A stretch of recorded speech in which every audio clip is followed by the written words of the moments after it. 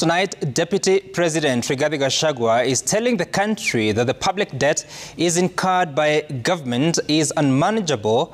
Gachagua says the Jubilee administration incurred needless debt and was engaged in wasteful spending and corruption that cost the country dearly.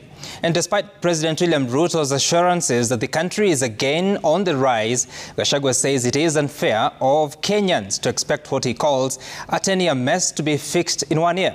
Letoo reports on the Deputy President's remarks in Mombasa. From the country's second in command, the Deputy President, the country could indeed be heading south. While speaking in Mombasa, the Deputy President Rigathi Gachagua said the country is heading towards an economic shutdown. Huge public debt, 9.6 trillion, 900 billion pending bills. Eurobond, 2 billion,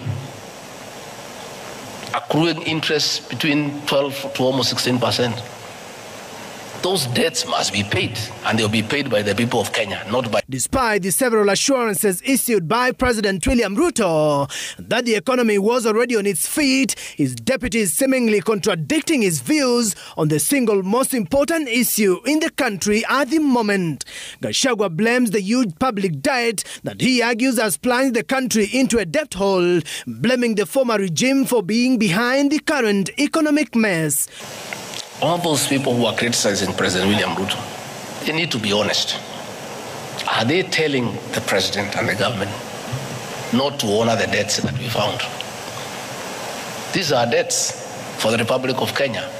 Although they were not committed by the present administration, they were debts committed by the government of the Republic of Kenya then. According to the DP, the current Kenya Kwanza administration is trying to seal the economic debt holes left by the previous government that he says committed the country's assets and liabilities as collateral. We found ourselves in a hole.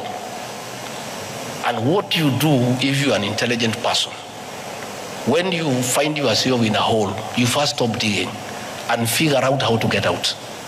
That is exactly what we have done. Tightening revenue collection, sealing leakages, making sure that every cent is collected to pay public debt.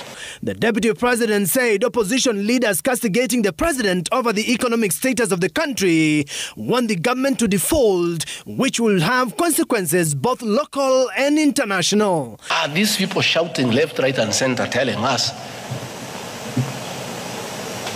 to default so that we can be blacklisted as a banana republic? Are they telling us not to pay the Eurobond? Are they telling us not to pay what we owe the local banks? We want them to come and tell us. Don't just shout. Offer a solution. These debts are on record. We did not borrow as we were in the forest. The Deputy President revisited the state capture talk, which he says was a well-choreographed arrangement to defraud Kenyans billions of shillings. We are going to have a good discussion. We are putting the figures into place, who took what and where, so that the people of Kenya can know.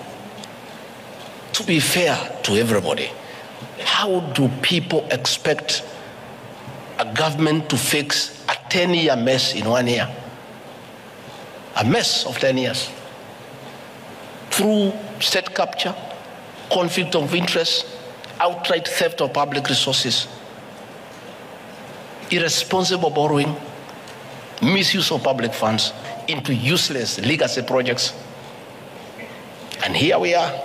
The Deputy President now says all eyes are on the revenue streams that he says the government has streamlined through centralization of payments of all government fees. Letoo, Citizen TV.